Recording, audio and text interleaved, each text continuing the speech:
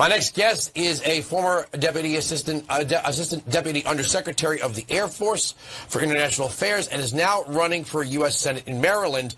And a combat pilot in his own right who served in Iraq, General John Teichert. Thanks for joining us. Andrew, thanks for having me again. Let's try to get two topics here, your candidate and Hamas and Israel. So there's now a report that Israel struck what is being labeled a refugee camp. Israel says that's where they're hiding the high-value Hamas leadership now. So they've placed their weapons and caches underneath schools and hospitals. They've dug this underground tunnel system that runs under residential areas. They are using human shields. When do we say war crime? Andrew, from the very beginning, since Hamas took control of Gaza in 2007, they have been brutal authoritarian rulers, and they have left Gazans in squalor.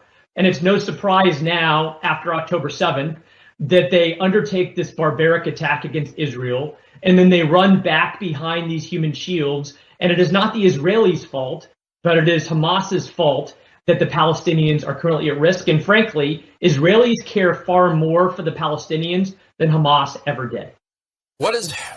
I can't imagine what that would be like, whether you're a pilot or commanding an artillery unit, to be told that maybe you hit a refugee camp, right? I mean, you take to the skies, you follow orders, you hit your target, and you try to get home safely. It's got to be a terrible feeling to know that you're fighting against people who are using children as human shields.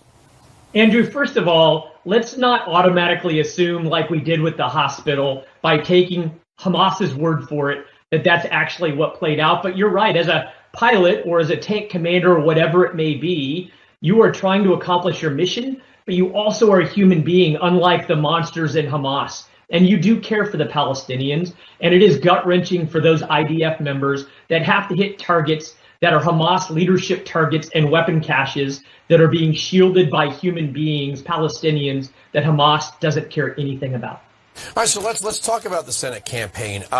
If you were to be elected, you're going to be sitting there voting on foreign aid packages. We got $33 trillion in debt. We've got a border that doesn't exist anymore. 10 million people have crossed since Joe Biden's become president. I don't understand how we can hear from Washington about blank checks. Okay, it's one thing to support your allies. It's another thing to promise blank checks without a treaty. Andrew, you're spot on, especially with respect to Ukraine. I believe that the United States should, in a measured way, support Ukraine in the war against Russia, but they have not been transparent. There has been no accountability, and neither our president nor the president of Ukraine has given us an objective or a strategy of victory. And until we start hearing those things out of the White House, then we've got to be extremely measured in the type of resources we provide to a war that may never end. I realize that Ukraine is not part of NATO, but why wasn't the weaponry provided in 2013 before the initial invasion of Ukraine under Obama's watch? Why didn't NATO give Ukraine aircraft that it might have needed? And now we're still saying, well, we don't know if we want them to have this aircraft or that aircraft or this weapon system or that weapon system. It seems like this war was entirely avoidable. Andrew, let's go back to the pullout of Afghanistan. That was the first sign under the Biden administration of American weakness, and it gave the green light to countries like Russia to take advantage of our weakness. And then we think about the aid that we have provided to Ukraine, and typically it's been 3 to 4 months too late to need. And the reason why Ukraine has not prevailed thus far is because our president has been dithering the type of support he has been providing, and he's been providing that blank check that doesn't allow for any type of accountability at all. What do you think, and I worry, Speaker Johnson is proposing a bill that would defund the IRS $14 billion and send that to Israel. I worry that Democrats are licking their chops going, oh, you want to take the budget out of federal agencies and give it away in foreign aid? Sure. We'll play that game. I don't disagree that the IRS budget could be pared back. I don't disagree we should support Israel. I don't think we should take money budgeted for federal agencies to give it to foreign entities because the Democrats would love that.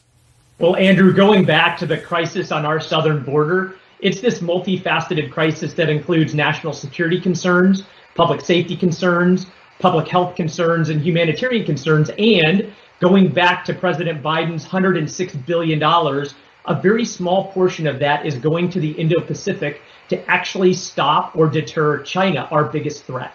We have a limited budget. Just like in my household, I've got a checkbook and I've got to maintain myself within that budget. All Americans have the same problem, that our federal government needs to start prioritizing more carefully so that we recognize that our resources are limited and our priorities are spelled out clearly.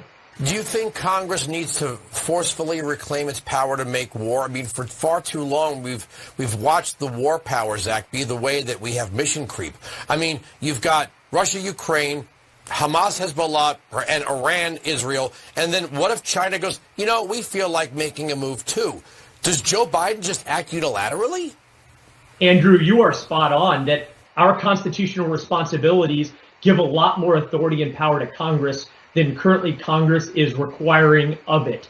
And we need to be very careful, both in the size of our federal government and the expanse of executive power, to make sure the people's house has a say in the rightful places that it should. Do you worry there's a mission creep? Do you worry that Joe Biden is moving assets into position? Because it seems like, he can't run on foreign policy, can't run on domestic policy, can't run on the economy. I guess all that's left is to be a wartime president. Andrew, my concern is that weakness just breeds aggression by China, Russia, Iran, North Korea, and others. And all of the money in the world doesn't demonstrate strength, capability, will, and resolve. And those things, not money, are the only things that are going to keep America preeminent and those other powers at bay.